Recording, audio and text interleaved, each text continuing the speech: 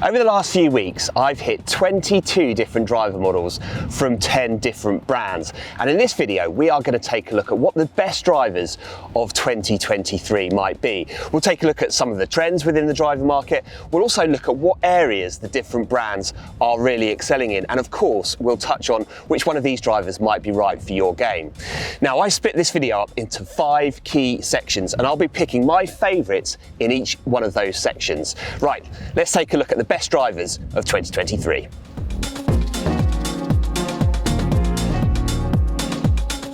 Okay, so when it comes to the aesthetics, you have a choice between drivers with matte crowns and drivers with glossy crowns to them. And that's how I've ordered them in the floor in front of me. Now, if you want a matte crown, then Wilson, Yonex, Ping, Strixon, PXG all fit that mold. If you want something with a glossy crown, and I think that those glossy crowns tend to make the drivers look a fraction bigger, maybe a little bit more generous down behind the ball, then it would be something along the lines of Mizuno, Callaway, TaylorMade, Titleist or Cobra. Now, of the glossy crowns, the one that stands out the most, the one that's the biggest departure for me this year, is Callaway with its Paradigm driver. Now, you might not be able to see it because it's quite cloudy out here now, but this has a really bold colour scheme to it. So it's a deep blue finish that they've gone for on the crown. That might be slightly divisive. There might be some people out there that don't like the finish to this driver. I love it. I thought it really stands out. It's still got that very classic shape to it, but the colour scheme is really bold, and I loved it for that. Now, of the matte crown drivers, the one that really stands out to me the most, I think, is Ping, and in particular the LST version of the G430. It has this two-tone finish to it on the crown. It highlights what they call their carbon fly wrap, and I think that Ping in this version have really embraced the techie nature of the product. They're really saying to you, there's a lot of tech involved in this product, and I think it looks very premium. I think it looks really impressive. Now, if I was to pick just one based on the looks, it's difficult. There's a lot of fantastic looking drivers down in front of me, but I'm in the mood for something a little bit different, so I am going to go for this Callaway Paradigm driver. I think it looks fantastic on the shelf and down behind the ball. Okay, so we're on the range here at Black Bear Golf Club. I'm going to talk a little bit about the feel that I was able to get from these drivers. And I'd say that across the board, they feel great, they feel powerful, lively through the ball, but there are some differences between them. And I'm going to hit a shot with the 2 drivers that I'd say sit at either end of the spectrum. So in terms of the sort of driver that to me has the lowest pitch, to me it's a really powerful sensation through the ball, but it is quite a dull impact sound, would be the TaylorMade Stealth 2. So I'm going to hit a shot with this. Hopefully you can pick up through the microphone the sort of impact feel that you get from this driver. Now, what I really liked about this was that wherever you hit it in the face, I mean, I've hit that slightly high and out the toe, it still feels incredibly solid through the ball. Now, the driver that to me sits at the other end of the spectrum, so has a slightly higher pitched impact sound and feel, is the Yonex GS iTech driver. This has, as I say, is a bit louder through the ball. Again, hopefully you can pick up on that.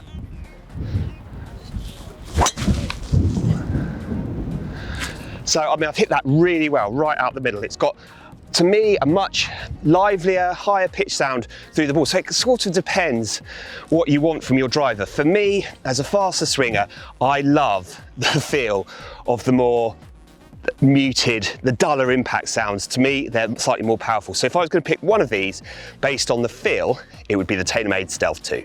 Okay, so I'm going to put up on the screen now my raw data from all the different testing sessions I've done this year. If you want to take a look at that data, please feel free to hit the pause button, but you should definitely take all of this with a pinch of salt. So I'm a 3 handicap golfer, and it's fair to say the strike locations can vary a bit within my game. Plus, there were some slight differences in terms of how each of the drivers was set up. Sometimes it was loft, and sometimes it was shafts that were slightly different. So you have to factor all of that in if you're looking at the data. Now, my feeling would be that if I was picking one driver from the batch that I've got in front of me, I probably wouldn't make my decision based around distance.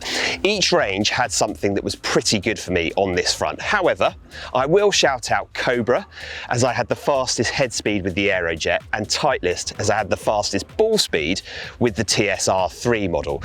But I'm pretty confident that with a good fitting, you'll find something that will perform really well in terms of distance. So that leaves me with consistency, and in particular, how sort of how in control of the driver I felt.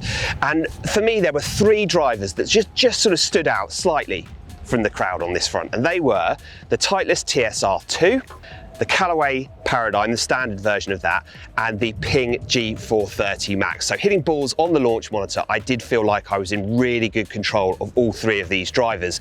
Again, I'm not going to narrow it down any more than that because there are variations at play here. And I do think that if you go for a full and thorough custom fitting, then a good fitter will certainly help you find a driver that you're in pretty good control of.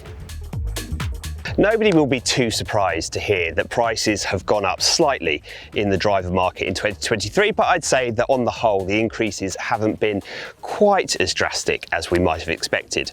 Now, at the top end, you have Callaway's Paradigm drivers, which have a recommended retail price in the UK of £599. Ping's G430 LST driver isn't too far behind either at £575. There are two models that I've hit that have really stood out for me when it comes to value. Firstly, Yonex really impressed me by how well both of their drivers performed. They were easy to hit and they were long. Now, whilst I thought the iTech was the better one for me, I thought the Elite 4 was also a very good driver when you consider the RRP, which is just $279. It's the one with the blue crown and it has one of the Yonex shafts in it, which are incredibly stable. If you've never tried a Yonex driver before, you may well be very impressed by how stable they feel through the ball. However, the driver that I really need to talk about in this part of the video is the new PXG 0211. This was updated last year, and I think PXG, what they did really well was they refined the looks and the feel. It's very clean and simple to look at down behind the ball, and it has a really powerful feel through the ball, and you can buy this for just £199. Now, there are some upcharge options, but there are plenty of very good shaft options that will keep the price down at £199. As we're in the midst of a cost of living crisis, it's worth saying that the PXG 0211 offers outstanding value for money. Okay, so on to the final verdict, and I have done this video for the last few years, and it's fair to say that picking an overall winner does not get any easier. It's really difficult because there's a whole host of very good drivers on the market this year. And I would say that if you've got your heart set on one particular brand, then there's no doubt about it that if you go through a really good custom fitting, you will find something that really works well for you. But if I had to pick just one driver from this batch, I would go for the Ping G430 LST version. And the reason I'd go for this one is that it's got a slightly more compact shape down behind the ball, a little bit more workable, which I think would help me hit a few more fairways out on the golf course. And when I tested it on the launch monitor, I didn't lose much control versus the Ping G430 Max. I think it looks fantastic. I think it sounds great too. So if I was going to pick just one driver from this batch, then I think I'd go for the Ping G430 LST.